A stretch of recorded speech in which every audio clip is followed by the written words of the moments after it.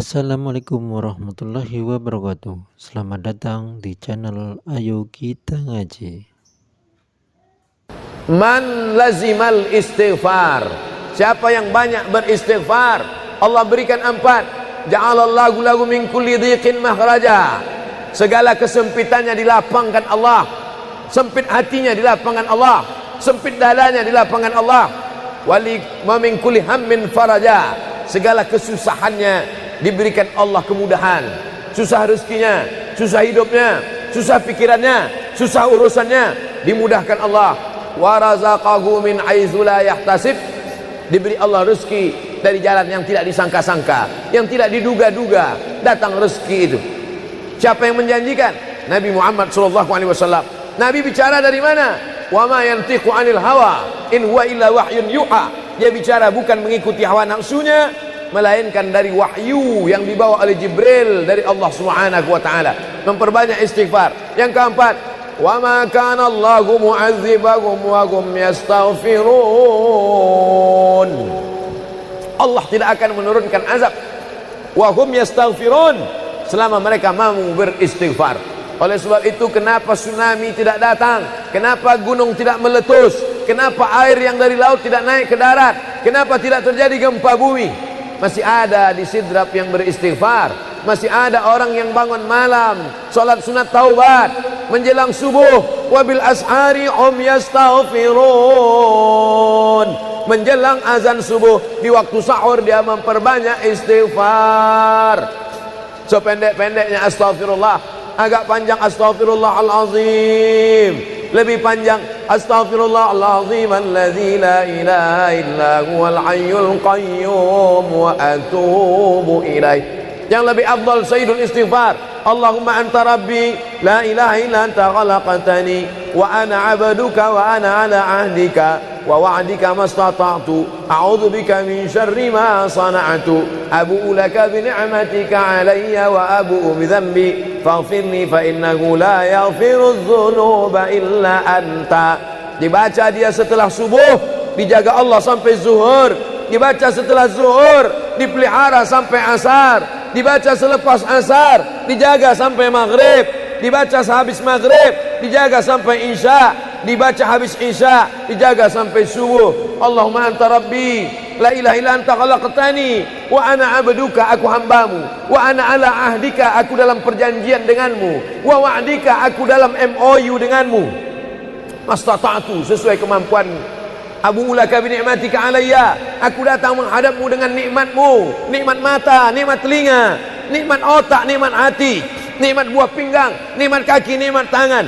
Wa abu bi dzambi, tapi justru aku datang membawa dosa. Aku datang membawa nikmat, tapi justru aku datang membawa dosa. Dosa telinga, dosa mata, dosa lidah, dosa hati. Mestinya aku datang membawa nikmat, datang membawa pahala. Wa abu bi dzambi, tapi justru aku datang membawa dosa. Tapi aku yakin dan percaya, fa innahu la yaghfiru dzunuba illa anta, tak ada yang bisa mengampunkan segala dosa kecuali engkau. Di musim pandemi yang selama ini selesai sholat hanya 3 kali saja. Assalamualaikum warahmatullah, assalamualaikum warahmatullah, astaghfirullahaladzim, astaghfirullahaladzim, astaghfirullahaladzim. Diperbanyak istighfar. Wallahi, kata Nabi Muhammad SAW, Nabi bersumpah, wallahi demi Allah, inni la astaghfiru ila rabbi wa atubu ilaih, aku beristighfar kepada Allah, aku bertaubat kepada Allah mi'ata marrah, 100 kali sehari semalam. Jadi kita pun bisa beristighfar 100 kali sehari semalam. Kalau kita hitung jari kita ini sendinya ada 20, 1, 2, 3, 4, 5, 6, 7, 8, 9, 10, 11, 12, 13, 14, 15, 16, 17, 18, 19, 20. 20 sendi. Habis sholat kita isi 20 istighfar. Habis subuh 20, habis zuhur 20, habis asar 20, habis maghrib 20, habis isya 20, ditambah doa 20, ditambah tahajud 20, ditambah witir 20, ditambah bangun tidur malam 20. Hanya sekali putaran tulang-tulang sendi. Kata Nabi, likulli sulama minkum sedekah, setiap tulang-tulang sendi ini mesti ada sedekahnya. Apa maksud sedekah tulang sendi? Sedekah orang kaya dengan uangnya, sedekah kita dengan sedekah tulang sendi. Astaghfirullahalazim, astaghfirullahalazim, astaghfirullahalazim, astaghfirullahalazim, astaghfirullahalazim. Allah menjanjikan balasan-balasan yang disampaikan oleh Nabi Muhammad sallallahu alaihi wasallam. Tapi di antara yang paling afdal di antara zikir ini semua adalah afdalul zikri la ilaha illallah. Tidak ada zikir yang paling afdal daripada la ilaha illallah.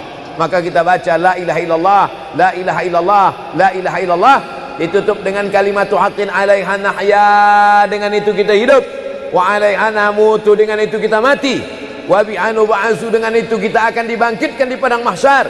Hidupnya dengan la ilaha illallah, matinya dengan la ilaha illallah. Kenapa disebut hidupnya dengan la ilaha illallah? Karena waktu awal hidupnya ayahnya mengazankan ke telinganya, asyhadu an la ilaha illallah. Itulah makna alaiha nahya, dengan itu kita hidup. Kenapa disebut alaiha namutu, dengan itu kita mati? Karena matinya ditalqinkan ke telinga sebelah kanan, la ilaha illallah. Matinya pun dengan la ilaha illallah. Wa bi'anu ba'su, nanti dia dibangkitkan di padang mahsyar juga dengan kalimat la ilaha illallah. Tapi jangan lupa, orang yang hanya berkata la ilaha illallah tidak diakui Islamnya. Orang yang hanya berkata la ilaha illallah tidak diterima amalnya sebelum dia sepasang dengan Muhammadur Rasulullah. Oleh sebab itu maka salawat, apalagi hari ini hari Jumat, Sayyidul Ayyam, kata Nabi, perbanyaklah salawat pada hari Jumat. Allahumma salli ala Sayyidina Muhammad wa ala ali Sayyidina Muhammad. Allahumma salli ala Sayyidina Muhammad wa ala ali Sayyidina Muhammad. Allahumma salli ala Sayyidina Muhammad wa ala ali Sayyidina Muhammad. Khusus pada hari Jumat. Hari yang lain kita berselawat, tapi pada hari Jumat maka kita perbanyak solawat, solawat, solawat, solawat. Inna salatakum ma'rudatun alayya. Solawat kamu dari rumah kamu, dari tempat kamu bersolawat. Solawat orang sidrap dibawa ke Masjid Nabawi.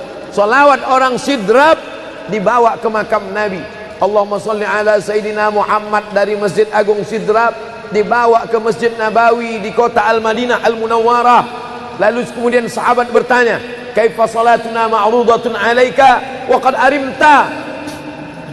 Bagaimana salawat kami dibawa ke makammu padahal engkau sudah mati, meninggal dunia? Bukankah orang yang mati itu tidak hidup? Bukankah orang mati itu dimakan cacing tanah? Apa jawab Nabi?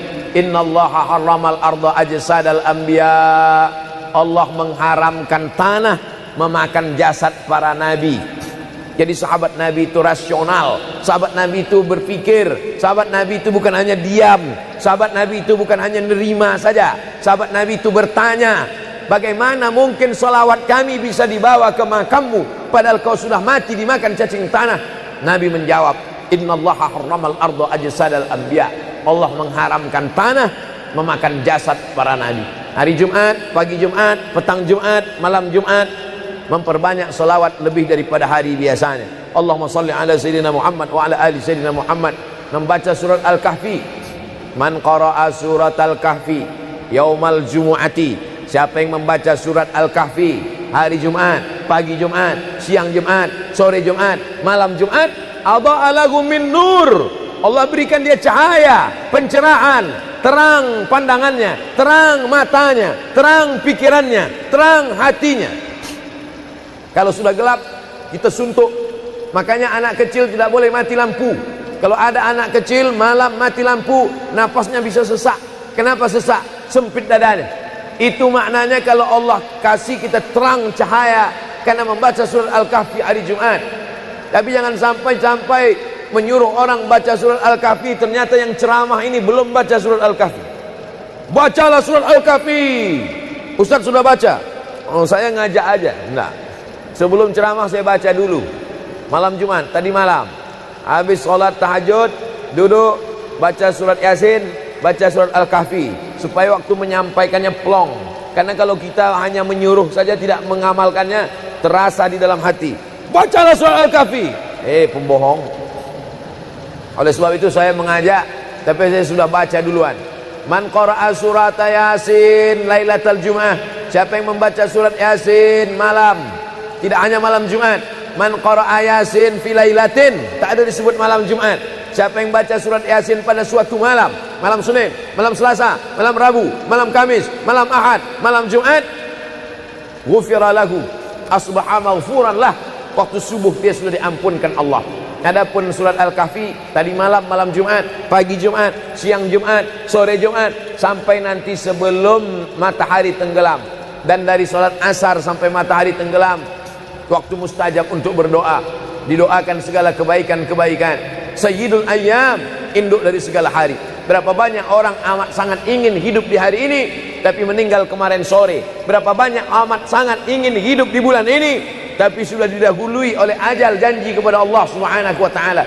Jangan ada sedetik pun waktu yang sia-sia, yang kosong hampa, tanpa kita isi dengan amal kepada Allah Subhanahu wa taala. Man shalla alayya salatan, siapa yang bersolawat satu kali, sallallahu alaihi biha asyra, Allah balas 10 kebaikan. Huttan anhu asyara sayiat, ditutupi 10 kesalahan. Wa rufi'at lahu asyara darajat, dinaikkan 10 darajat tingkatan kemuliaan. Satu kali salawat 10 dosa diampunkan, 10 kebaikan pahala dituliskan, 10 derajat kemuliaan diangkat, dinaikkan di hadapan Allah Subhanahu wa taala. Oleh sebab itu maka hari ini kita perbanyak solawat, pertemuan solawat, berjumpa dengan orang bersolawat. Dan kita memang melakukan tradisi-tradisi itu. Ketika ada orang mau menikah bersolawat, anaknya akikah bersolawat, acara walimah bersolawat, khotib khutbah Jumat kalau tidak bersolawat batal Jumatnya. Orang yang sedang sholat kalau dia tidak bersolawat, menurut mazhab Syafi'i batal sholatnya. Orang yang berdoa kalau tidak bersolawat, doanya tergantung tidak dikabulkan Allah. Majlis kita kalau tidak ada selawat, maka majlis itu berubah menjadi majlis antanajifah, majlis mangkai, majlis busuk, majlis berbau. Oleh sebab itu tidak ada cara lain menolak ini semua adalah dengan cara bersolawat, solawat dan solawat. Itu poin yang ketiga. Poin yang keempat, di antara menjauhkan kita dari bala ini, tolak bala ini adalah shadaqatus sirri tadfa'u mitatas su'. Sodakoh menolak bala, mati su'ul khatimah. Makanya dulu kita ada istilah sodakoh tolak bala. Sodakoh menolak musibah, sodakoh menolak bencana, sodakoh menolak wabah. Oleh sebab itu maka yang selama ini biasa bersedekah kepada anak yatim, biasanya menyambut Ramadan, jangan lagi tunggu bulan Ramadan, datangi rumah anak yatim, makan mereka, sembako beras mereka, masukkan ke dalam karung 10 kilo, gula sekilo, minyak sekilo, susu saset, ikan sarden, masukkan, berikan. Ini dengan niat menolak segala musibah, segala bencana, segala wabah. Orang-orang yang mati itu kalau dia ditanya Allah Subhanahu wa taala, hai mayit, hai orang yang mati, seandainya ku kasih kau hidup lagi, mau apa tidak? Mereka amat sangat ingin hidup. Apa kata mereka? Kami ingin hidup. Laula akhartani ila ajalin qarib, kasihlah kami hidup ya Allah qarib, sebentar, sekejap, semenit, sedetik saja. Kalau aku kasih kau hidup, kau mau apa? Kata Allah. Mereka menjawab, dalam Al-Quran diceritakan, laula akhartani ila ajalin qarib, kalau kau kasih aku hidup walaupun sedetik saja, fa as-saddaqa, aku mau bersedekah ya Allah. Kenapa orang mati itu tidak berkata, kasih aku hidup sedetik saja, aku mau haji dan umrah? Tidak ada. Kasih aku sedetik saja, aku mau pergi berjihad? Tidak. Kasih aku sedetik saja, aku mau sholat sepanjang malam? Tidak. Mereka mengatakan, fa-as-saddaqa, aku mau bersedekah. Mengapa orang mati itu kalau dihidupkan mau bersedekah? Dijawab oleh para ulama, karena haji dan umrah balasannya nanti setelah hisab masuk surga. Al-hajjul mabrur, haji yang mabrur, laisa lahu jaza' illal jannah, balasannya surga.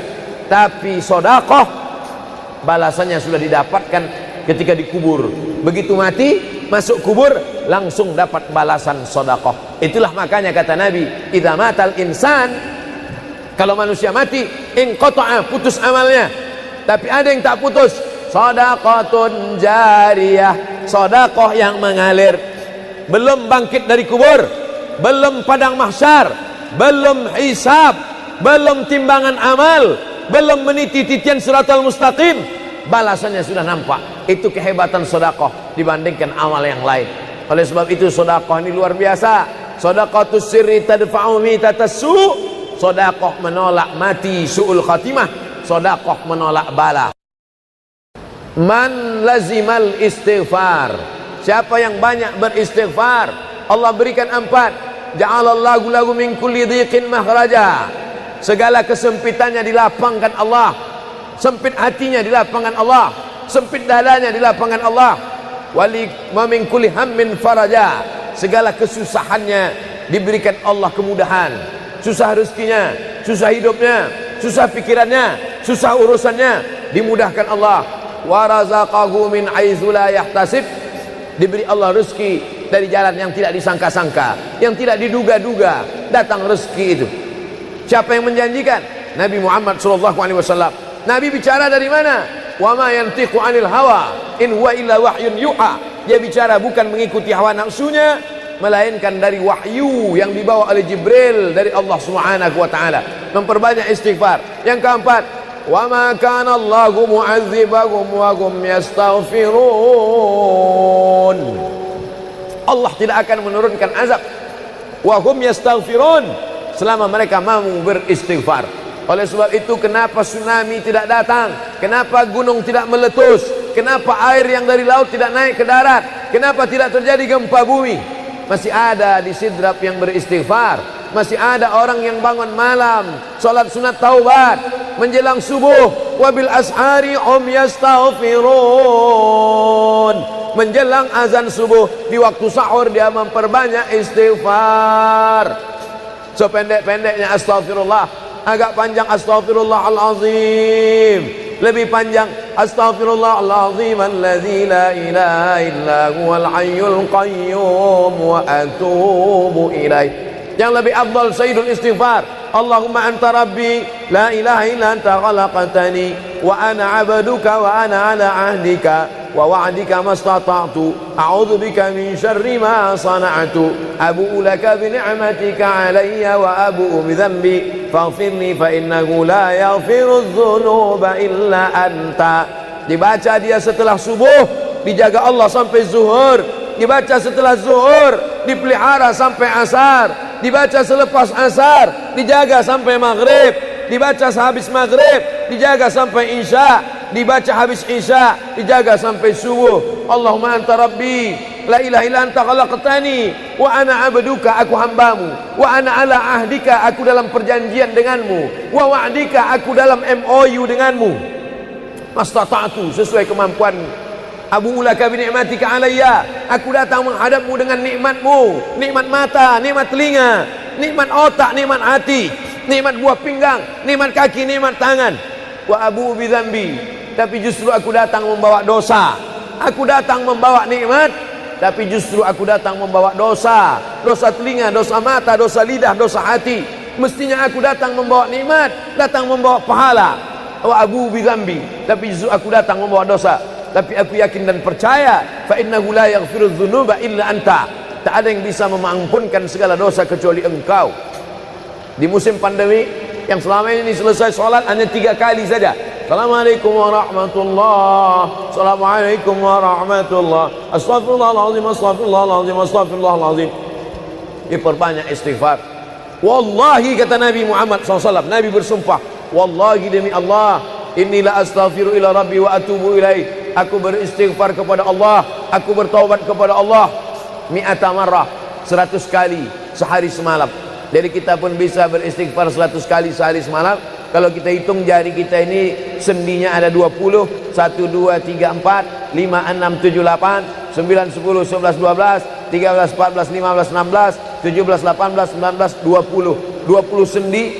Habis sholat kita isi 20 istighfar. Habis subuh 20, habis zuhur 20, habis asar 20, habis maghrib 20, habis isya 20, ditambah doa 20, ditambah tahajud 20, ditambah witir 20, ditambah bangun tidur malam 20. Hanya sekali putaran tulang-tulang sendi. Kata Nabi, likulli sulama minkum sedekah. Setiap tulang-tulang sendi ini mesti ada sedekahnya. Apa maksud sedekah tulang sendi? Sedekah orang kaya dengan uangnya. sedekah kita dengan sedekah tulang sendi. Astaghfirullahalazim, astaghfirullahalazim, astaghfirullahalazim, astaghfirullahalazim, astaghfirullahalazim. Allah menjanjikan balasan-balasan yang disampaikan oleh Nabi Muhammad sallallahu alaihi wasallam. Tapi di antara yang paling afdal di antara zikir ini semua adalah afdalul zikri la ilaha illallah. Tidak ada zikir yang paling afdal daripada la ilaha illallah.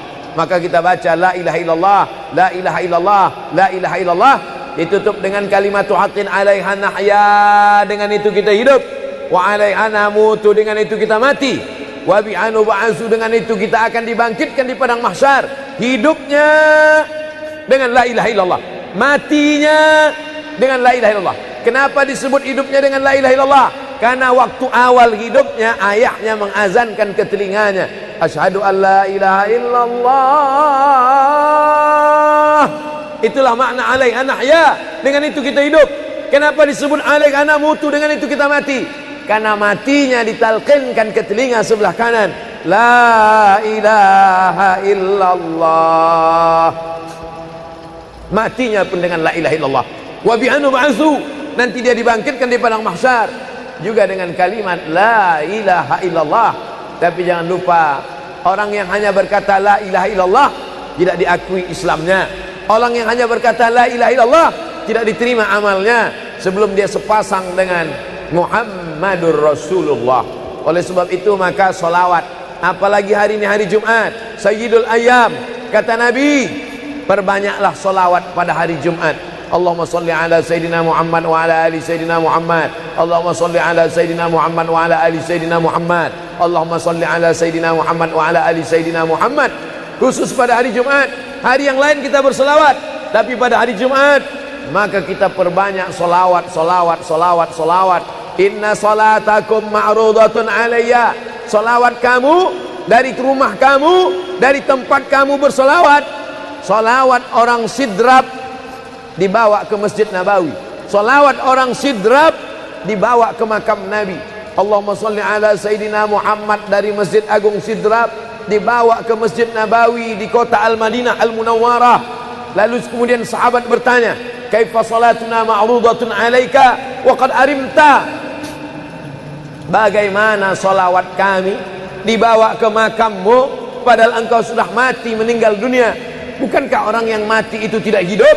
Bukankah orang mati itu dimakan cacing tanah? Apa jawab Nabi?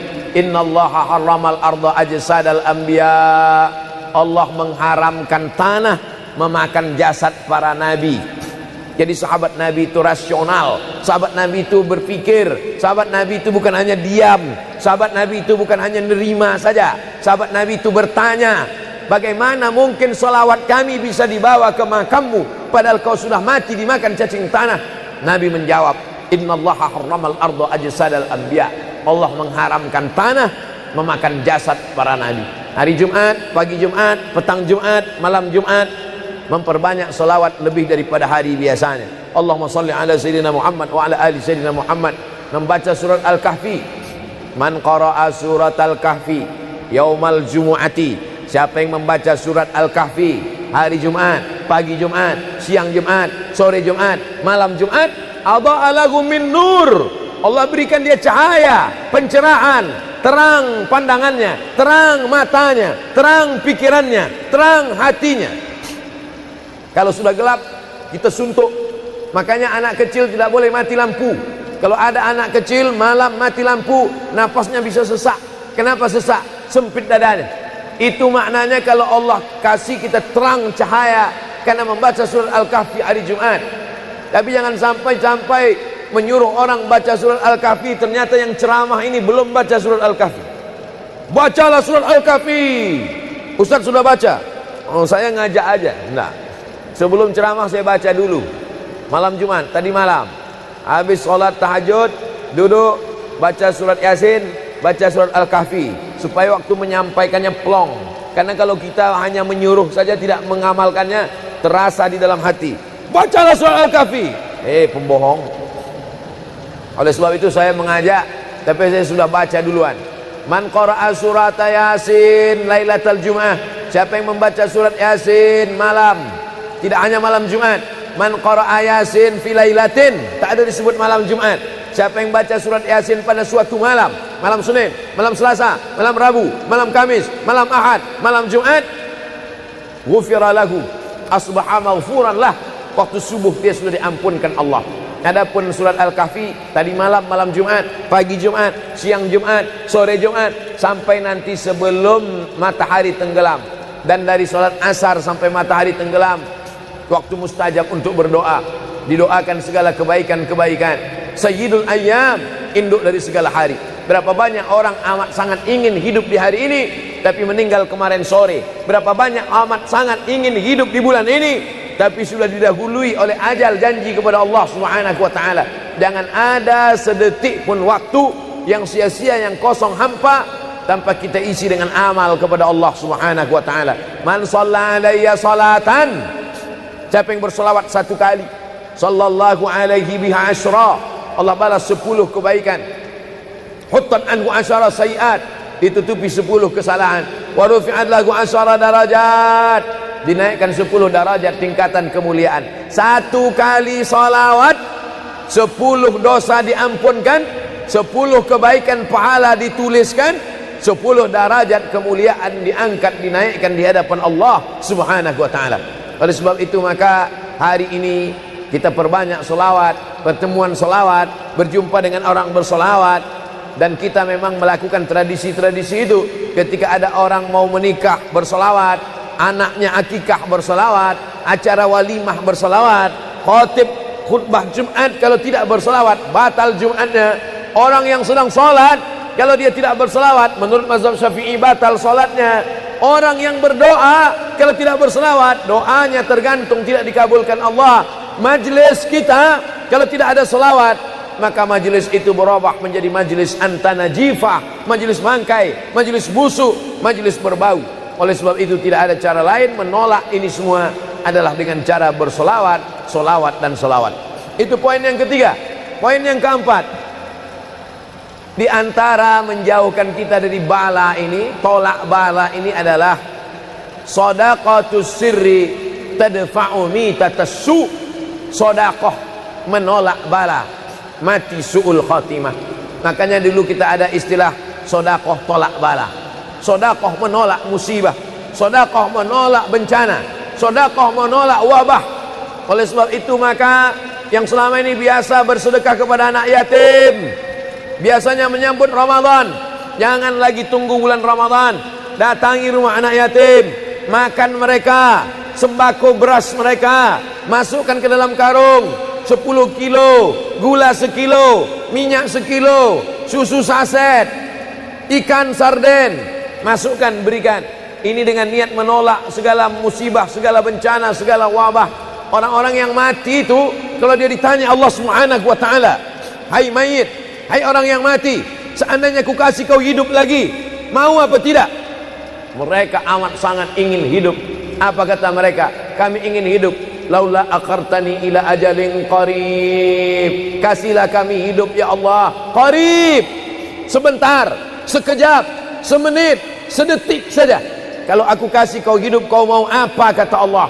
Mereka menjawab, dalam Al-Quran diceritakan, laula akhartani ila ajalin qarib, kalau kau kasih aku hidup walaupun sedetik saja, fa as-saddaqa, aku mau bersedekah ya Allah.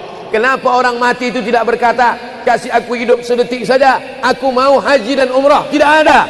Kasih aku sedetik saja, aku mau pergi berjihad? Tidak. Kasih aku sedetik saja, aku mau sholat sepanjang malam? Tidak. Mereka mengatakan, fa as-saddaqa, aku mau bersedekah. Mengapa orang mati itu kalau dihidupkan mau bersedekah? Dijawab oleh para ulama, karena haji dan umrah balasannya nanti setelah hisab masuk surga. Al-hajjul mabrur, haji yang mabrur, laisa lahu jaza' illal jannah, balasannya surga. Tapi sedekah balasannya sudah didapatkan ketika dikubur. Begitu mati masuk kubur langsung dapat balasan sedekah. Itulah makanya kata Nabi, idza matal insan, kalau manusia mati inqata'a, putus amalnya.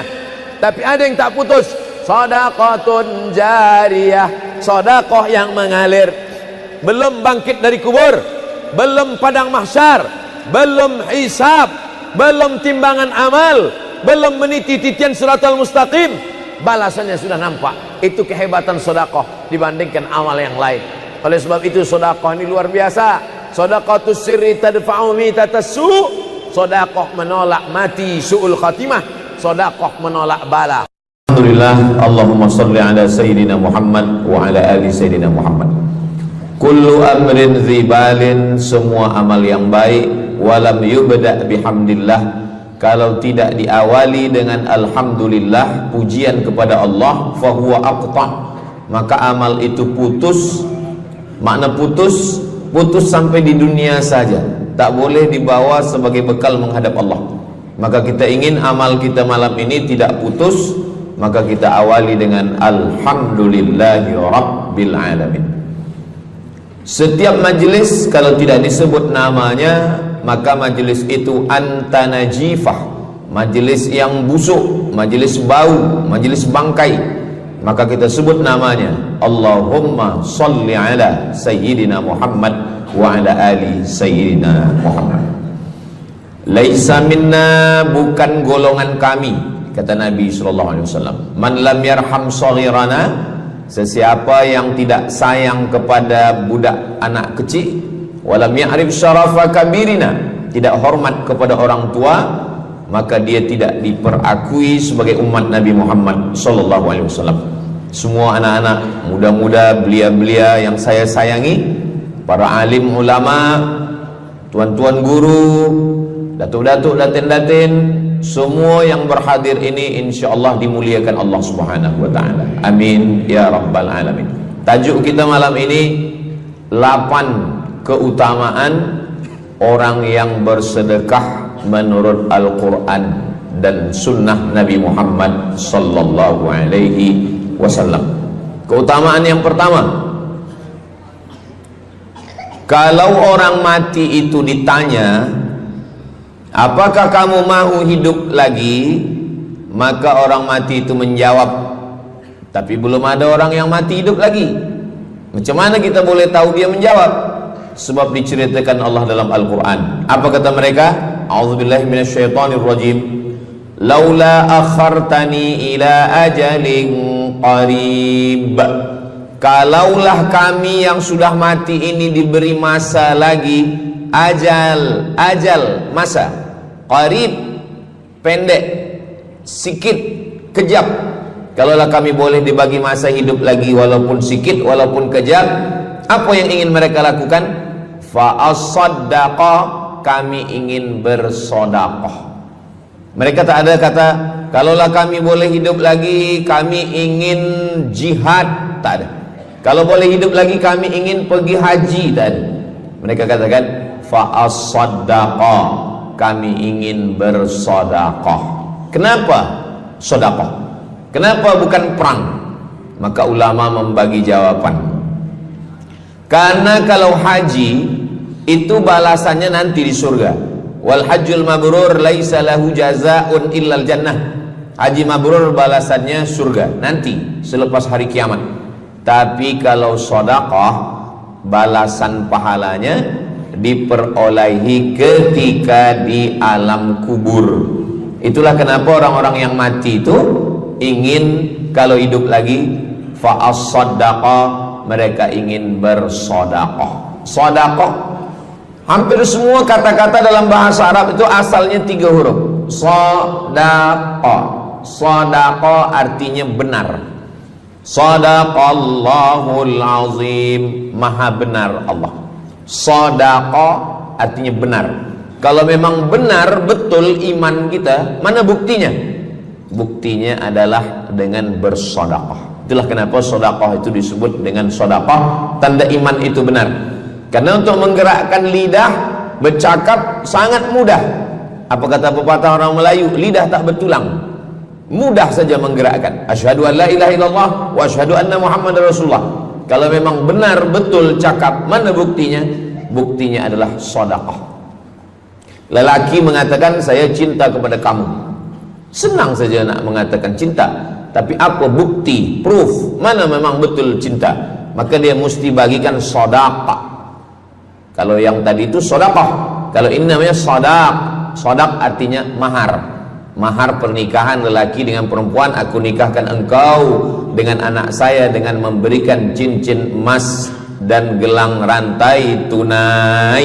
Itulah dia sodak, tanda bukti cinta dia kepada seorang perempuan. Sadaqah, benar. As-sidqu, sidik, benar. As-siddiq, orang yang benar. Maka disebut dia dengan Abu Bakar Siddiq, kerana dia benar memberikan emas sebesar batu waktu dibawa pergi hijrah bersama Nabi Muhammad SAW. Maka dia disebut dengan Siddiq kerana dia benar imannya dengan memberikan sedekah. Tapi ada makna siddiq yang lain, ketika yang lain mendustakan Nabi, tak percaya kepada Isra Mi'raj, dialah orang yang percaya, maka disebut dia dengan Siddiq. Siddiq dari kata sadaq, benar, karena iman dia yang benar. Mana bukti, proof bahwa iman dia benar? Dia bersedekah, membagikan emasnya sebesar batu. Nama dia Abu Bakar Siddiq. Nama ayah dia Abu Quhafah. Ayah dia tak Islam. Apa kata ayah dia? Habislah emas Abu Bakar itu dibawa Muhammad sallallahu alaihi wasallam. Anak Abu Bakar itu namanya Asma. Asma, mana emas ayah kamu? Dah habis dibawa Muhammad. Dia benci betul dengan Nabi Muhammad. Datang Asma, dia ambil batu, dia masukkan ke dalam kain. Kata Asma, emas ayah tu masih ada dalam kain, Datuk. Lalu Abu Quhafah memegang. Abu Quhafah ni buta, dia tak nampak. Oh ya, masih ada lagi. Rupanya emas itu sudah dibawa hijrah bersama Rasulullah sallallahu alaihi wasallam. Makanya kata Nabi, "Lau anfaqa ahadukum mithla Uhudin zahaban." Seandainya ada di antara kamu yang boleh berwakaf emas walaupun sebesar Bukit Uhud. Bukit Uhud itu panjangnya 7 km. Seandainya ada di antara kamu yang boleh berwakaf emas sebesar Bukit Uhud, itu tak sampai setengah tapak tangan Sayyidina Abu Bakar Siddiq. Kenapa? Sebab kalau sekarang ada orang bersedekah banyak, memanglah sekarang sudah aman. Tapi masa itu masa susah, masa payah, Abu Bakar Siddiq menunjukkan bukti keimanannya. Ini keutamaan yang pertama menurut Al-Quran. Kenapa orang bersedekah? Kerana orang-orang mati, kalau dia boleh bagi tambah umur hidup lagi, mereka berkata, fa'as-sadaqah, kami ingin bersedekah. Itu yang pertama. Yang kedua, sampai berapa nih? Sampai 8. Tadi saya dibagi tahu Ustadz sampai 8. Atau tak pun sampai 8, kalau dah habis 60 minit habis. Yang kedua, idzas sama'um fatarat, langit terbelah. Wa idzal kawakibun tasarat, planet bertembung, berjatuhan. Wa idzal biharu fujirat, lautan diletupkan, tsunami namanya. Wa idzal qubur bu'athirat, semua yang dikubur dibangkitkan. Selepas itu kita pun bangkit dari kubur. Innama amruhu idza arada syai'an ayyakula lahu kun fayakun. Bila kita bangkit, tak ada atap, tak ada dinding, tak ada pokok kayu, semua gunung-gunung macam bulu kambing dihembus angin. Wa takunul jibalu kal ihnil manfush, macam bulu kambing dihembus angin. Di mana kita bernaung? Di mana kita berlindung? Kata Nabi sallallahu alaihi wasallam. Ini yang kedua. Kullu mri'in tahta zilli sadaqatihi, orang akan bernaung di bawah sedekah. Bukan bernaung di bawah haji, bukan bernaung di bawah sembahyang, bukan bernaung di bawah puasa, tapi tempat bernaung atap adalah sedekah. Tapi jangan sebab kita kaji sedekah malam ni, esok subuh tak sembahyang. Awak tak sembahyang, kita bernaung di bawah sedekah. Betul, memang bernaung di bawah sedekah, tapi tiangnya sembahyang. As-salatu imaduddin, sembahyang, salat itu adalah tiang daripada agama. Maka tempat kita berlindung, tempat kita bernaung nanti adalah sedekah. Ada yang tenggelam kerana peluh saking panasnya, ada yang tenggelam kerana peluh sampai ke lutut, ada sampai ke pinggang, ada sampai ke leher, ada yang tenggelam habis. Tapi ada orang yang merasa sejuk, selesa. Kenapa? Kullu mri'in tahta zilli sadaqatihi, orang akan bernaung di bawah sedekah. Orang-orang yang membina masjid,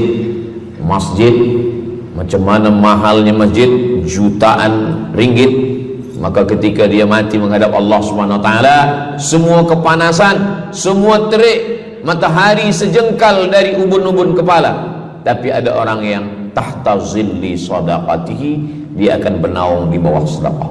Mudah-mudahan panjang umur, Allah bagi kita rezeki supaya kita boleh bernaung di bawah sedekah kita nanti insyaallah. Kita masa siang 12 jam, malam 12 jam, tapi di akhirat nanti 50 alfasanah, 50.000 tahun, belum tentu lagi diputuskan di pengadilan Allah Subhanahu wa taala. Datang orang menghadap Nabi Adam, wahai Adam, kami sudah kepanasan, kami tak tahan di padang mahsyar ini. Kata Nabi Adam, saya malu menghadap Allah. Dulu kata Allah, la taqraba hadhihi syajarah, jangan dekati pokok kuldi, fatakuna minaz zalimin, nanti engkau jadi orang zalim. Fa azallahuma syaitan, tapi digoda syaitan. Lalu kemudian Nabi Adam bertaubat. Doa yang paling tua doa Nabi Adam, Rabbana zalamna anfusana wa illam taghfir lana wa tarhamna lanakunanna minal khasirin. Datang mereka menghadap kepada Nabi Nuh. Cepatlah Nabi Nuh menghadap kepada Allah supaya diputuskan mahkamah ini. Kata Nabi Nuh, saya malu menghadap Allah. Anak saya Kan'an, masa saya panggil, ya bunayya, wahai anak saya Kan'an, irkam ma'ana, ayo mari naik ke atas perahu sampan ayah. Apa kata Kan'an? Sa'awi ila jabali ya'simuni minal ma, saya naik sampan, saya naik ke atas bukit, saya akan selamat. Rupa-rupanya hujan 40 hari 40 malam, tenggelam. Kita belum lagi 40 hari 40 malam, baru 2 hari buaya dah naik ke jalan. Macam mana 40 hari 40 malam? Maka saat itu, saat anaknya Kan'an akan tenggelam, apa kata Nabi Nuh? Ya Rabbi, ya Allah, inna bni min ahli, itu anakku ya Allah. Allah marah. Apa kata Allah? Innahu laisa min ahlik, dia bukan anakmu. Innahu amalun ghairu salih, karena amal dia tak baik. Nabi Nuh malu menghadap Allah. Datang mereka kepada Nabi Musa alaihissalam. Kata Nabi Musa, saya pun malu menghadap Allah kerana perbuatan Bani Israel, umat saya jahat. Mereka datang menghadap Nabi Isa. Kata Nabi Isa, saya malu menghadap Allah kerana mereka menyembah saya selepas saya meninggalkan mereka. Pada akhirnya mereka datang menghadap Sayyidina wa Maulana wa Syafi'ina Muhammad sallallahu alaihi wasallam. Hanya Nabi Muhammad lah yang berani menghadap Allah. Sebab apa? Sebab dia umatnya. Maka walaupun kita umat yang paling kecil, umur paling pendek, badan paling tidak bertenaga, tapi kita adalah umat yang pertama nanti yang akan diputuskan perkara, dan kita adalah umat yang pertama akan masuk ke dalam surga Allah Subhanahu wa ta'ala. Maka banyak mereka yang ingin menjadi umat Nabi Muhammad. Bahkan Nabi Musa pun ingin menjadi umat Nabi Muhammad sallallahu alaihi wasallam. Masa Umar bin Khattab datang membawa lembaran-lembaran Taurat, Nabi berkata, apa itu wahai Musa? Taurat. Nabi Muhammad SAW memanggil, mari Taurat. Lalu Nabi Muhammad mengkoyak. Apa kata Nabi? Lau kana Musa hayyan ma wasa'ahu illa iyattabi'ani. Kalaulah Musa masih hidup, dia pasti akan ikut saya. Dan itu betul pada peristiwa Isra dan Mi'raj. Nabi jadi imam, Nabi Musa jadi makmum, Nabi Isa jadi makmum, Nabi Ibrahim jadi makmum, semua nabi-nabi jadi makmum. Imamnya adalah Sayyidina wa Maulana Muhammad sallallahu alaihi wasallam. Jadi keutamaan yang kedua, kita bernaung di bawah sedekah. Yang ketiga, sadaqatus sirri tutfi'u ghadabar rabbi kama yatfa'ul ma'an nar. Sedekah memadamkan api neraka seperti air yang memadamkan api. Kita kalau nampak api, mudah-mudahan kita selamat daripada terbakar, amin. Lalu kemudian datang api, kita padamkan dengan air. Lalu kemudian macam mana memadamkan api neraka? Air sebanyak apa yang boleh memadamkan? Maka kata Nabi SAW, keutamaan yang ketiga adalah shadaqatus sirri tudfi'u ghadabar rabbi, sedekah memadamkan api neraka. Jadi kalau kita dulu banyak silap, banyak salah, banyak dosa, kullu bani Adam, semua manusia ini khata'un, semua pernah salah, pernah mabuk, pernah berzina, pernah minum khamar, pernah berjudi. Kalaupun dia tidak buat dosa yang zahir, pernah hasad, pernah dengki, busuk hati. Maka ketika itu macam mana memadamkan murka Allah dengan istighfar, memadamkan dengan sembahyang, solat, sunat, taubat. Ada satu cara lagi. Dengan cara apa? Memadamkannya dengan sedekah. Tudfi'u ghadabar rabbi, memadamkan murka marah Allah Subhanahu wa taala, padam dengan sedekah. Tapi tentu saja sedekah yang ikhlas kerana Allah Subhanahu wa taala. Datang seorang yang sudah banyak dosa menghadap Nabi, menghadap pendeta Yahudi. Wahai pendeta Yahudi, saya ini banyak salah, banyak dosa. Saya sudah membunuh 99 orang. Apakah mungkin Tuhan mengampunkan dosa saya? Kata pendeta Yahudi, Tuhan tidak mengampuni dosa kamu kerana kamu sudah membunuh. Dia cabut pisau dia. Kalau begitu kamulah yang ke-100. Dia dah bunuh 99. Itu maka saya takut juga kalau datang orang, Ustaz Somad, apakah Allah mengampuni dosa saya? Apa dosa kamu? Membunuh orang. Ayo Allah ampunkan dosa. Faqtulu anfusakum, bunuhlah diri kamu. Surat Al-Baqarah. Bunuhlah diri kamu. Fataba alaikum, Allah menerima taubat kamu dengan membunuh diri. Sebab Bani Israel minta ampun kepada Allah bukan dengan istighfar, minta ampun kepada Allah bukan dengan sembahyang taubat. Bani Israel kalau dia minta ampun kepada Allah dulu zaman Nabi Musa, dia ambil pedang, dia ambil parang panjang, dia cari orang yang sama-sama berdosa. Saya ada dosa, saya cari tuan-tuan yang ada dosa. Tuan ada dosa? Ada. Kita nak bertaubat? Ya, ayo kita. Nanti kita sama-sama cincang. Nanti Tuhan cincang saya cincang Tuhan. Kita sama-sama mati. Baru Allah ampunkan dosa. Faqtulu anfusakum, bunuhlah diri kamu. Fataba alaikum, Allah menerima taubat kamu. Tapi syariat Nabi Muhammad sallallahu alaihi wasallam, ma min muslimin yuznibu dzamban, kalau ada yang silap khilaf salah, summa yatatahhar, mandi taubat. Apalagi kita di Bandar Sri Begawan, bila tadi pesawat terbang nak landing turun, nampak cantik laut keliling. Jadi siapa nak mandi taubat, pergi ke laut. Kalau sampai ke tengah laut, bukan cuma dosa hilang, orangnya hilang sekali.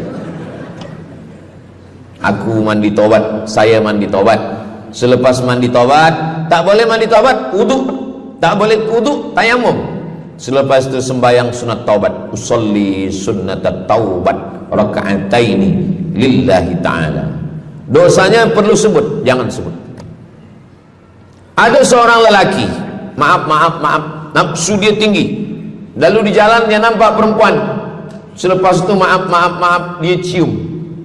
Selepas itu dia datang ke Nabi, dia mengadu. Ya Rasulullah, tadi saya melakukan begini-begini. Tegak Umar bin Khattab, Allah sudah tutupi, kenapa kamu bukakan di hadapan orang ramai?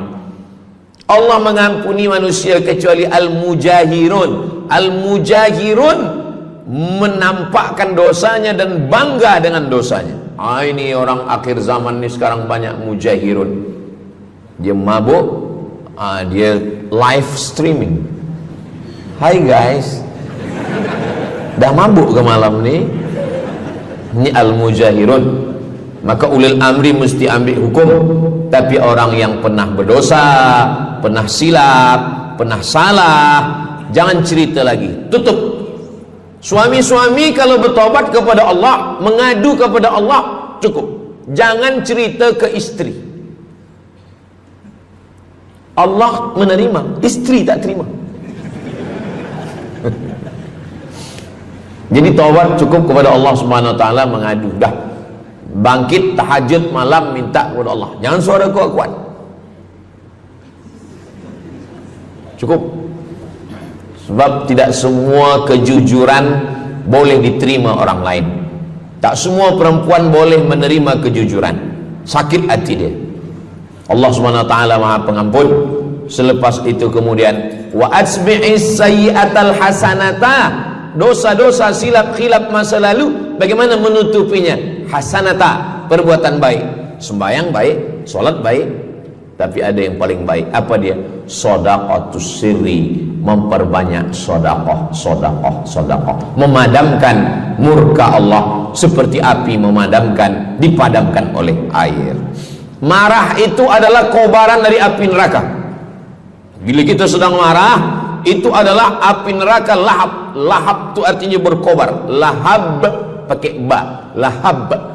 Sebab saya pernah juga lalu di satu jalan, ada rumah makan, restoran Abu Lahab, pakai P, lahab, mungkin lahab, makan lahab.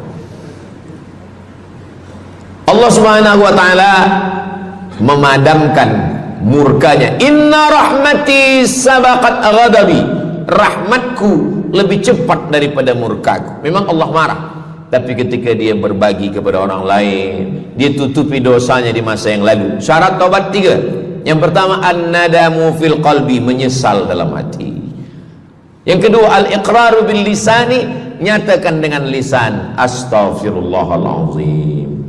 Yang ketiga, al-itmaru alla ya'uda ilaihi abadan, tekad saya tidak akan buat lagi sampai mati. Namanya taubat nasuha. Nasuha, 3 huruf. Nasoha artinya menyaring madu. Datang orang memanjat pokok kayu, dia ambil parang panjang, dia potong sarang lebah jatuh ke bawah, disaring dengan kain tipis, lalu kemudian tersangkut di atas kain. Lilinnya tersangkut, lebahnya tersangkut, anak lebah tersangkut, rantingnya tersangkut, dahannya tersangkut, maka keluarlah madu. Itu bahasa Arabnya namanya nasuha. Apa makna nasuha? Menyaring dosa-dosa sehingga yang tinggal hanya amal soleh, yang sampah-sampah tersangkut. Sekarang susah nak minum madu yang asli, banyak palsu. Macam mana Ustaz, saya ni suka spesial minum madu, apa tanda madu ni asli? Bawa pulang ke rumah, kalau istri marah itu asli.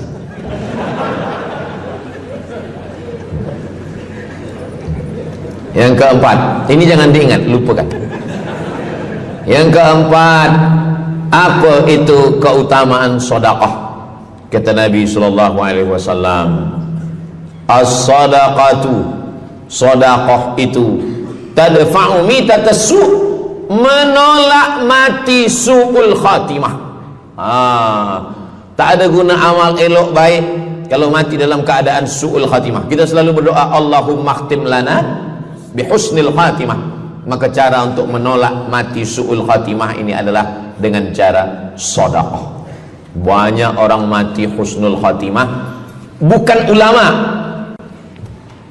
meninggal di dalam Masjidil Haram sedang pakai ihram, selepas tawaf di belakang makam Ibrahim ketika sedang sujud terakhir. Itulah mati yang paling indah. Dalam wudhu sedang sembahyang, di sujud terakhir dalam tanah haram, dalam Masjidil Haram, di belakang makam Ibrahim. Meninggal, dibawa jenazah balik. Orang datang bertanya kepada ibunya, dia masih pemuda belia, apakah dia ulama? Dia bukan ulama. Kenapa dia mulia betul? Apakah dia pernah perang ke Palestina? Tidak. 2-3 hari selepas itu datang satu perempuan membawa budak kecil. Kamu siapa? Kami adalah orang yang tiap bulan dapat kiriman beras, minyak dan makanan dari pemuda ini.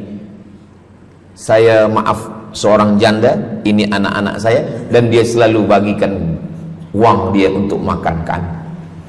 Jadi nanti kalau ada orang meninggal, tiba-tiba selepas itu datang janda membawa anak, itu tanda husnul khatimah. Sebab dia belum nikah, dia masih lajang. Allah ingin menunjukkan bahwa kalau engkau berbuat sedekah, maka Allah Subhanahu wa taala memberikan keutamaan husnul khatimah. Bukan setakat diselamatkan dari su'ul khatimah, tapi mendapatkan husnul khatimah. Ada seorang dari Maghribi, dari Maroko, Mesir, Libya, Tunisia, Algeria, Maghribi. Orang Maghribi ini bermimpi. Dalam mimpinya dia berjumpa dengan Nabi Muhammad SAW. Kata Nabi, engkau pergi ke Saudi Arabia, cari di kampung ini, nanti engkau jumpai seorang pemuda, sampaikan salamku kepada dia, katakan dia penghuni surga. Malam pertama mimpi, iya ke? Tidak ke? Jangan-jangan syaitan. Tak betul. Malam kedua mimpinya sama. Engkau pergi ke Saudi Arabia, datangi kampung ini, jumpai seorang pemuda namanya si fulan, bagi tahu ke dia, salamku untuk dia, sampaikan kepada dia bahwa dia penghuni surga. Nah, 2 kali. Ini udah agak kuat. Tunggu 3 kali, sampai 3 malam mimpinya sama. Akhirnya orang Maghrib ini terbang dari Casablanca sampai ke Jeddah. Dari Jeddah dia cari kampung yang disebut dalam mimpi, sampai itu dia cari pemuda. Adakah di kampung ini seorang pemuda namanya si fulan? Betul. Dia tengok, biasa saja. Bukan ulama, bukan macam Musa Abdul Somad. Tak mungkin mimpi salah 3 kali betul-betul. Lalu disampaikan kepada dia, fulan, saya 3 malam bermimpi Rasul SAW menyampaikan salam kepada engkau. Assalamualaikum. Kata Nabi, engkau adalah penghuni surga. Dia pun terkejut. Saya bukan ulama, saya orang biasa. Apa amal kamu? Sembahyang saya biasa saja, puasa sunat saya biasa saja. Hanya saja saya tak pernah menyimpan hasad dendam, dan saya selalu membagikan uang kepada fakir miskin, anak yatim dan du'afa. Selepas mendapatkan itu dia pun menangis, dia pun bersedih, karena dia merasa dia tak layak dicintai, karena dia merasa banyak silap, banyak salah. Rupanya rahmat Allah itu turun bukan kepada orang yang alim tapi sombong, bukan kepada orang yang kaya tapi takbur, tapi kepada orang yang hatinya hancur berkeping karena takut kepada Allah Subhanahu wa ta'ala. Selepas itu dia pun meninggal dalam keadaan husnul khatimah, setelah mendapatkan janji dari Rasulullah sallallahu alaihi wasallam. Apa maknanya? Bahwa kalau kita tak boleh sembahyang sampai tegak lutut bengkak, kalau kita tak tergolong orang yang rajin puasa sunat berhari-hari, kalau kita bukan orang yang kuat berjihad fisabilillah, maka carilah satu pintu. Pintu itu bernama babus sedekah. Karena banyak yang sudah melaluinya dan mereka dimuliakan Allah, diselamatkan daripada su'ul khatimah. Yang ke berapa? Kelima. Saya sebetulnya ingat, saya nak cuba aja. Kalau jamaah masih ingat, itu maknanya mereka masih konsen lagi, masih sedar. Kalau dah terserah Ustaz lah nama berapa, kami pun dah tak balik ke dalam.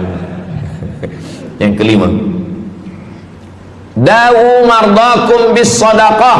Yang kelima, dawu mardakum bis sadaqah.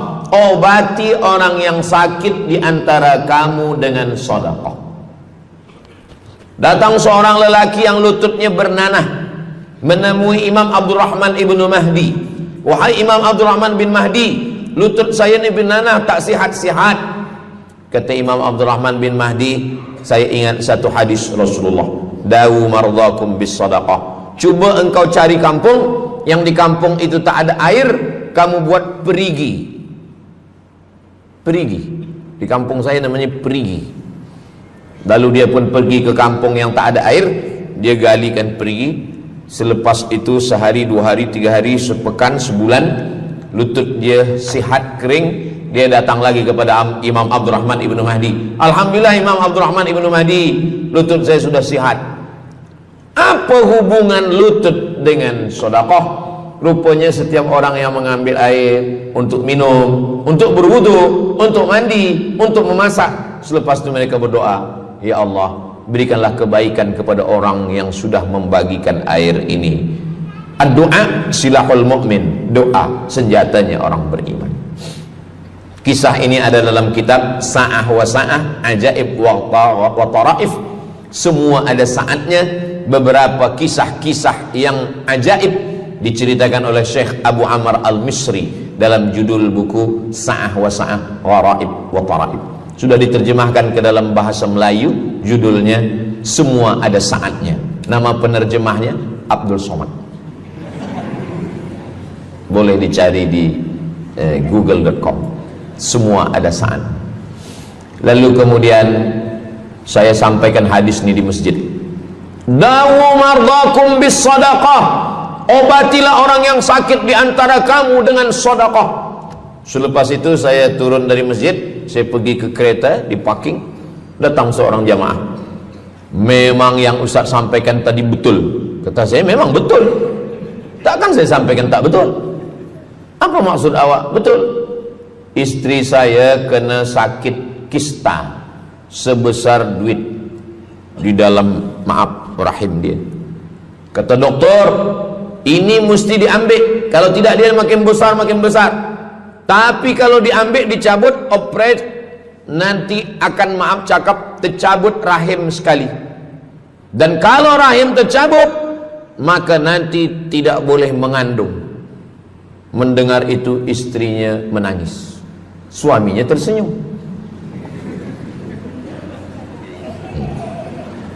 Yang senyum budak kecil pula. Lalu kemudian rupanya istri dia tahu tentang hadis Nabi, dawu mardakum bis sadaqah, obatilah orang yang sakit dengan bersedekah. Maka dia pun bersedekah, bersedekah. Selepas itu mereka pergi lagi medical check up ke hospital. Sampai di hospital dicek USG, rupanya kista itu makin kecil dan hilang. Doktor tu pula bertanya balik, awak makan apa? Saya makan nasi, kata dia. Minum apa? Minum teh tarik. Saya amalkan hadis Nabi Muhammad SAW, dawu mardakum bis sadaqah. Kata doktor, awak tak perlu operate, dan ini tidak perlu dibelah, dan rahim awak masih boleh mengandung. Istrinya tersenyum, lakinya pula menangis. Begitulah Allah Subhanahu wa ta'ala. Syekh Abu Amr Al-Misri bercerita tentang seorang perempuan di Saudi Arabia. Dia pergi ke Amerika. Kata doktor di Amerika, kamu sudah balik ke rumah, makan kenyang, tidur lelap. Nanti kalau puan-tuan pergi hospital, lalu doktor bercakap, balik ke rumah, makan kenyang, tidur lelap. Itu maknanya malaikat maut dah dekat, tak ada obat.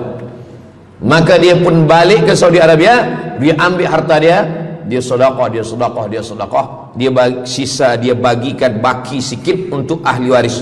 Selepas itu last kali dia pergi lagi ke Amerika, last medical check up. Apa kata doktor di Amerika? Kami sudah cek, kamu sihat wal afiat. Banyak sekali orang-orang yang diberikan Allah Subhanahu wa taala keutamaan dengan sedekah, mukjizat bahwa Nabi SAW sudah meninggal dunia, tapi mukjizatnya masih ada sampai akhir zaman ini. Di antaranya adalah dawu mardakum bis sadaqah, obatilah orang yang sakit di antara kamu dengan bersedekah. Yang ketujuh, yatsba'ul mayyita salasun, yang mengiringi mayat orang mati ke liang lahat ada tiga. Yang pertama, mal. Bahasa Arabnya mal, orang kita menyebut mall, harta. Yang mengiringi manusia ke liang lahat, yang pertama maluhu, harta. Yang kedua ahluhu, istri, anak, menantu, kawan, jiran, sahabat. Yarji'usnani, yang dua ni balik ke rumah, anak balik, istri balik, kereta balik, semua balik. Wa yabqa wahidun, yang kekal hanya satu. Apa dia? Yang kekal hanya satu, itulah dia sedekah. Sedekahlah yang kekal. Itulah kenapa orang-orang meninggal dunia. Kita di atas dunia ini, kata Nabi, baina sittin wa sab'in. Kita hidup di atas dunia ini antara sittin 60, sab'in 70. 60 70, 60 70. Kalau umur 30, ada berjumpa jamaah umur 30 yang dia soal, dah berbini kah? Dah bini? Belum. Oh. Awak dah menikah? Belum. Apa belum nikah lagi? Kejap lagi Ramadan. Takkan jaga subuh? Macam mana nak sembahyang? Macam mana nak sahur? 30. Bila 40, soalan sudah berubah. Saya ni diabetes, saya ni kolesterol, saya ni. Bila masuk 50, dah mula tanya, saya ni rabun, tak nampak lagi. Bini pun kadang tak nampak. Bini orang nampak. Bila 60, mendengar tazkirah Ustaz Somad, kunci satu, jangan tersinggung. Ada beberapa jamaah tersinggung, balik meninggal. Bukan kerana tersinggung, memang ajal dah sampai. Jadi, Ustaz umur berapa? Saya lahir 18 hari bulan Mei 1977. Umur rasa 27. Umur ini bukan masalah angka, tapi masalah rasa. Semua yang hadir uban. Semua yang hadir banyak uban. Semua yang hadir malam ini muda. Mana muda lagi saat kami dah tua. Ini bukan orang tua. Ini orang tua yang terjebak di tubuh pemuda. Ini semua pemuda-pemuda. Siapapun yang sembahyang ke masjid, siapapun yang berjamaah, maka dia muda. Siapapun yang tidur di rumah tak sembahyang, dia sudah tua. Lautan kan kuseberangi, gunung kan kudaki, masjid kulalui. Ini orang tua semua. Jadi tua dan muda itu bukan masalah usia, bukan masalah umur, tapi masalah perasaan kita. Saya kalau ditanya orang, umur Ustaz berapa? Qamariyah apa Syamsiah? Muharram Safar apa Januari Februari? Jadi masalah umur ini insyaallah kita semua dibagi Allah kesihatan. Amin ya rabbal alamin. Yang sakit-sakit diangkat Allah penyakitnya. Amin. Jadi kata Nabi sallallahu alaihi wasallam, semuanya tinggal, wa yabqa wahidun, yang tinggal hanya satu, wa amaluhu, di antara amal adalah sedekah. Itu yang ketujuh. Nabi meninggal umur 63 tahun. Abu Bakar Siddiq 63 tahun. Imam Syafi'i lahir 150, meninggal 204. Imam Syafi'i lahir di Gaza, Palestina. Semoga Allah menolong saudara kita di Palestina. Imam Syafi'i lahir di Palestina, di Gaza 150 Hijrah. Meninggal di Fustat, Kahirah, Mesir 204. Imam Syafi'i umurnya hanya 54 tahun. 50 muda. Tapi Imam Syafi'i berada di alam barzah 204, sekarang sudah 1447, 1447 tahun. Apa maknanya? Berarti Imam Syafi'i di alam kubur sudah 1200 tahun. Soalan, lebih lama di atas tanah atau di dalam tanah? Lebih lama di alam barzah. Di alam rahim 9 bulan 10 hari. Di alam dunia 63 tahun. Kalau sampai di alam kubur menunggu hari kiamat. Imam Syafi'i sudah 1200 tahun. Tapi setiap detik, setiap menit, setiap jam, dari maghribi sampai ke Nusantara, semua orang menyebut nama Syafi'i, Syafi'i, Syafi'i, Syafi'i. Setiap kampung ada nama orang Syafi'i. Setiap kawasan ada nama orang Syafi'i. Begitulah mulianya Imam Syafi'i. Kita, seandainya kita mati, berapa lama lagi kita di alam barzakh? Dulu ada yang mengatakan kiamat 2012, rupanya tak jadi. Kan ada filmnya. kiamat 2012 Steven Spielberg. Tak jadi. Yas'alunaka 'anis sa'ati ayyana mursaha. Mereka bertanya kepadamu tentang hari kiamat. Qul, katakan, la ya'lamuha illa hu. Yang tahu hanya Allah Subhanahu wa ta'ala. Pikirkan, kalau kita mati, apa yang akan mengalir? Rumah kita dijual, anak kita dibagi-bagi kepada ahli waris. Kereta kita dijual semuanya. Tapi orang yang membina masjid di Brunei Darussalam, masjid dah cantik-cantik, besar-besar, elok-elok. Tadi kami cerita tentang Muslim yang ada di Kamboja, yang ada di Vietnam, yang ada di Myanmar, kesusahan, kepayahan, yang ada di Palestin. Itu kalau kita tolong, mengalir sampai hari kiamat. Kita fikirkan apa yang akan mengalir selepas kita mati menghadap Allah Subhanahu wa ta'ala. Di antara yang pasti mengalir, anak belum tentu. Waktu kita hidup dia soleh, selepas kita mati dia stres. Na'udzubillah. Mudah-mudahan anak-anak kita semua anak-anak yang soleh-soleh. Tapi yang pasti adalah sedekah. Maka kita siapkan sedekah menolong agama Allah Subhanahu wa ta'ala. Yang ke-8, kata Nabi SAW, idza matal insan, hadisnya ada dalam Sahih Muslim. Idza matal insan, ada orang yang membaca hadis ini idza mata ibnu Adam. Idza mata ibnu Adam itu tarjamah, bukan bunyi teks. Bunyi teksnya idza matal insan, kalau manusia mati, inqata'a, putus. Tapi banyak yang salah faham tentang hadis nih. Kamu malam ni tak ada buat kenduri orang mati, tak ada baca doa, tak ada baca yasin, tak ada baca tahlil.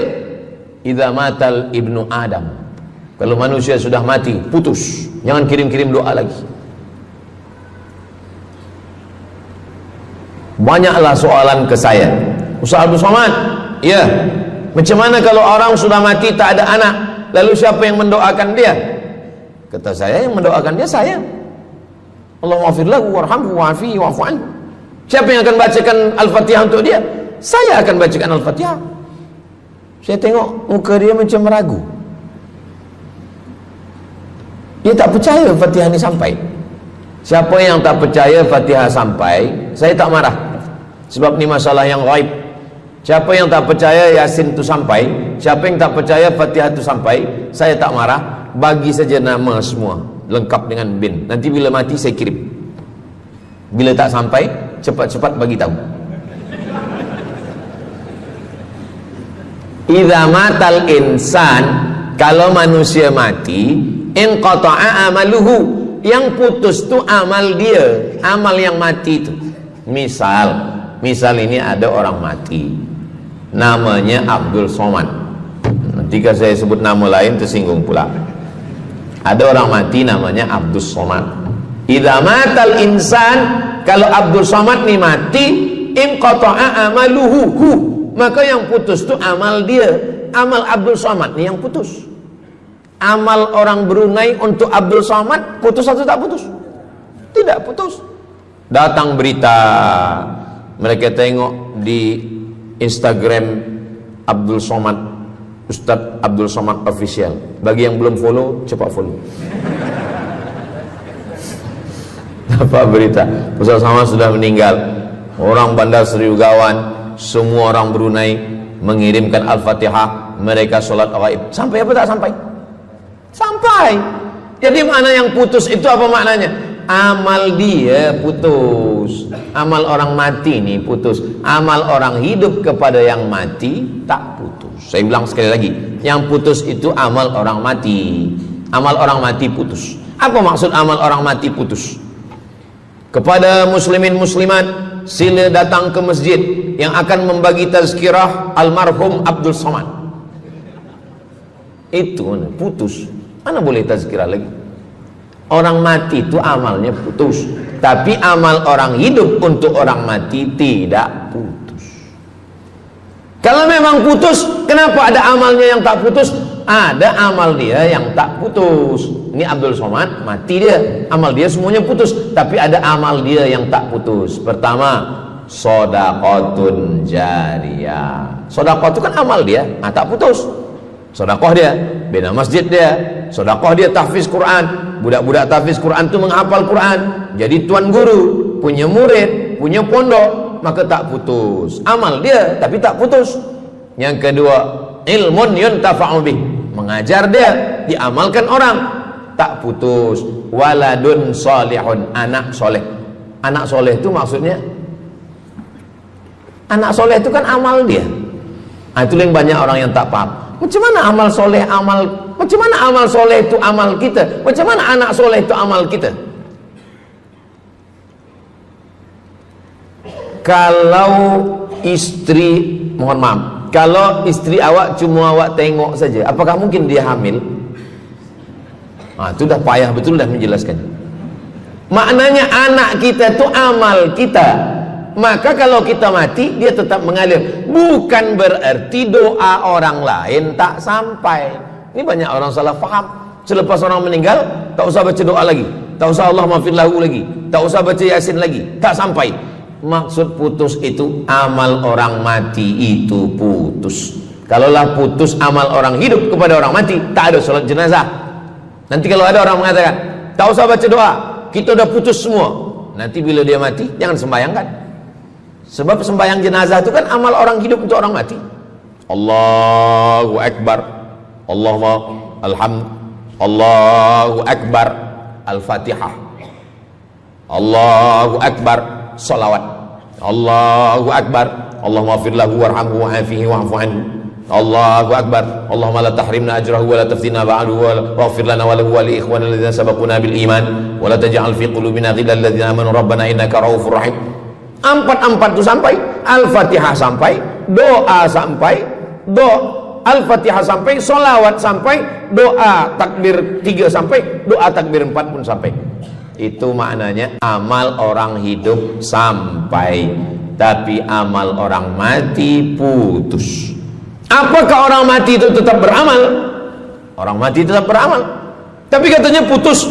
Yang putus itu amal wajib. Sholat wajib, tak wajib lagi. Puasa wajib, tak wajib lagi. Adapun amal yang tak wajib, makanya kalau ada suami yang tak mau amal wajib, suruhlah dia mati. Mana dalil ustadz bahwa orang mati tetap beramal? Waktu Nabi Muhammad SAW Isra Mi'raj, Nabi Isra Mi'raj, Nabi tengok Nabi Musa sholat di dalam kuburnya. Padahal Nabi Musa sudah meninggal. Itu menunjukkan orang meninggal pun beribadah, tapi ibadah dia tidak wajib lagi. Waktu sampai di Masjidil Aqsa, Nabi Ibrahim sholat, Nabi Musa sholat, Nabi-Nabi sholat, padahal mereka sudah meninggal dunia. Itu menunjukkan bahwa orang mati beribadah, tapi ibadahnya tidak wajib. Yang kita wajib ini hanya dari akil baligh sampai kita mati. Siapa yang wajib sembahyang? Akil baligh. Siapa yang wajib puasa? Akil baligh. Siapa yang wajib haji? Akil baligh mampu. Ada orang akil, ada orang baligh tapi tak akil. Umur 15 tahun, 20 tahun, 30 tahun, baligh umurnya sampai tapi tak akil, tak ada akal. Rufi'al qalam, kertas, pena. Pena dia terangkat, tak mencatat. Ada 3 orang yang penanya tak mencatat. Yang pertama, anis sobi hatta yahtalim, budak kecil sampai dia mimpi akil balik. Yang kedua, anin naim hatta yastayqiz, orang tidur sampai dia terjaga. Yang pertama, budak kecil sampai akil balik. Maka kalau nak nakal waktu kecil itulah. Menyesal saya Ustaz, waktu kecil dulu baik-baik. Yang kedua, anin naim hatta yastayqiz, orang tidur sampai dia jaga tidur. Makanya kalau nak buat dosa waktu tidur. Ada seorang suami tidur, selepas itu dia terjaga, dia katakan ke istri dia, Adinda, buah hati belayan jiwa, siang dan malam terbayang-bayang, makan tak kenyang, tidur tak lelap. Abang bermimpi malam tadi. Mimpi apa? Mimpi berbini lagi. Kata istri dia, engkau tidur lagi, mimpi lagi, ceraikan dia. Macam mana nak tidur lagi? Begitulah. Tapi perempuan ini tak ada di Brunei, di kampung saya. Sini baik-baik. Orang tidur, dia tidak boleh dihukum, sebab mimpi kita tak boleh buat-buat. Anil naim hatta istatis, orang tidur sampai dia jaga tidur. Anil majnun hatta yafiq, orang gila sampai sehat. Orang gila tak diambil hukum, tak wajib sembahyang, tak wajib puasa. Itu maka kadang isteri kalau ada lelaki tak sembahyang, abang ni gila ke? Kata, aku tergila-gila dengan kamu sayang. Jadi siapa yang wajib? Macam mana dengan orang yang pikun, hilang ingatan? Hilang ingatan bila dari mula zuhur azan sampai waktu asar habis, ingatan dia hilang, maka dia tak wajib sembahyang. Tapi bila dia ingat sekejap, dia wajib lagi. Itu pula masalahnya Ustaz. Laki saya ni hilang ingatan waktu sembahyang saja. Lepas tu ingat balik berakal. Kata orang kalau sudah tua kita mengalami namanya demensia. Manusia demensia, amnesia. Amnesia tak ingat apa-apa, semua lupa. Itu maka kita bila nak pergi kemana-mana guna helmet, sebab bila kepala ni terantuk lupa. Ada kawan saya, dia hafaz Quran 30 juzuk, ceramah tazkirah kemana-mana, bawa kereta jatuh. Kata dia banyak ayat-ayat yang hilang, maka aku kalau sembahyang ayat pendek-pendek. Kata saya, bang, di kampung saya dulu kalau ada radio yang dah tua, yang rosak, itu biasa kita pukul mau elok balik. Cuba antukkan sekali lagi, kata saya. Kata dia, aku takut kalau aku antukkan Fatihah ni pula hilang. Maka Islam ini datang menjaga 5. Pertama, menjaga akal. Tak boleh minum khamar, tak boleh guna khamar, narkotik. Menjaga diri, tak boleh bunuh diri. Menjaga kehormatan, tak boleh menghina orang. Menjaga agama, tak boleh membawa aliran sesat, ateis, tak percaya, kekafiran.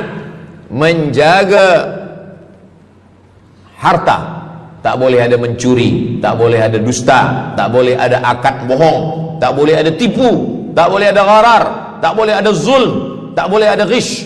Man ghasyana falaysa minna. Siapa yang menipu kami, maka dia bukan golongan kami. Jadi berdasarkan 8 keutamaan ini, kalau ingat 8-8-nya alhamdulillah. Tak ingat 8, ingat 7, ingat 6, ingat 5, ingat 4, ingat 3, ingat 2, ingat 1. Satu pun tak ingat, innalillah. Tapi insyaAllah kita boleh ingat semua. Sebab apa? Sebab tazkirah malam ini direkodkan, nanti boleh ditonton ulang di channel Ustaz Abdul Somad Official. Jangan lupa subscribe, like, share, and comment.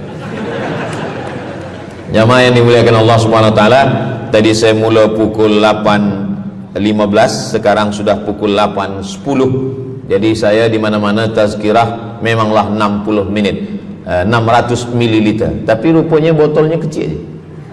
Jadi sebenarnya setengah jam pun cukup. Jadi dari 8 tadi itu semua membagi kita semangat. Kalau ada orang yang mengatakan Islam ini agama yang menyuruh kita tak usahlah berniaga, tak usahlah bertanam kelapa sawit, tak usahlah bertanam kelapa, tak usahlah buka ikan, tak usahlah bertani. Sesungguhnya Islam ini agama yang menyuruh kita berusaha. Masuk masjid, Allahumma aftah li abwaaba rahmatik. Keluar masjid, Allahumma inni as'aluka min fadlik. Kenapa keluar masjid minta rezeki? Sebab peniaga, pedagang, bisnismen dapat duit, duitnya bukan untuk dunia, duitnya untuk akhirat. Jadi kalau ada orang mengatakan kereta tak dibawa mati, siapa kata kereta tak dibawa mati? Kereta boleh dibawa mati. Kereta yang macam mana? Kereta wakaf. Ada kereta 10, wakafkan untuk tahfiz Quran. Masa mak saya meninggal, Berpesan dia, nanti kalau aku mati, tolong kuburkan aku di samping makam ayahku. Dari tempat saya, rumah saya ke kampung mak saya jauh 10 jam naik kereta. Hospital tak nak bagi kereta ambulan. Maka selepas itu saya azam dalam diri saya, nanti kalau ada duit, kita buatkan kereta wakaf ambulan. Siapapun saja yang sakit meninggal, free. Alhamdulillah kami ada yayasan tabung wakaf umat namanya, 2 kereta ambulan sekarang. Siapapun yang sakit, free. Naik kereta ni free, syaratnya 2, sakit mati. Alhamdulillah, sesiapa saja datang boleh. Jadi saya rasa sakit hati. Dalam hati saya itu, saya mesti azamkan, tekadkan ini. Begitu juga dengan tahfiz. Guru-guru, cikgu-cikgu, pelajar-pelajar, buatkan kereta. Begitu juga dengan rumah. Apa kata orang? Untuk apa bina rumah elok-elok, rumah besar? Rumah tak dibawa mati. Rumah boleh dibawa mati. Rumah yang mana? Rumah tahfiz Quran. Assalamualaikum. Waalaikumsalam. Ustaz Abdul Somad, betul, saya ada rumah Ustaz, 9 bilik, 2 aras, parking lapang. Rumah siapa? Tak tahu. Ini rumah siapa Tuan? Tuan Haji. Rumah saya. Tuan Haji di mana sekarang? Saya di Surabaya, Ustaz Abdul Somad. Rupanya dia dulu kerja kilang minyak di Riau, Sumatera. Lepas pencen dia balik ke Jawa. Jadi rumah ni saya nak wakafkan. Wakafkan sekarang kami buat rumah tahfiz Quran. Pagi, petang, siang, malam orang hafaz Quran. Ini rumah boleh. Jadi kalau ada orang mengatakan tak usahlah cari harta banyak-banyak, harta tak dibawa mati. Harta dibawa mati dengan syarat diwakafkan, diinfakkan, disedekahkan. Yang paling tinggi zakat wajib. Di bawah zakat wakaf. Wakaf mesti ada 4. Orang yang berwakaf, orang yang menerima wakaf, harta yang diwakafkan, ada ijab dan qabul. Di bawah wakaf infak. Di bawah infak baru sedekah. Kenapa infak lebih tinggi daripada sedekah? Sebab infak adalah harta. Sedangkan sedekah tak harta pun sedekah. Senyum itu sedekah. Makanya yang kalau ada box di depan masjid, box di tepi jalan, itu yang tepat ditulis box infak, jangan box sedekah. Sebab kalau box sedekah nanti orang senyum aja. Tabassumika fi wajhi akhika sedekah. Senyummu ke wajah saudaramu adalah sedekah. Tolong untuk dibaca Ustaz.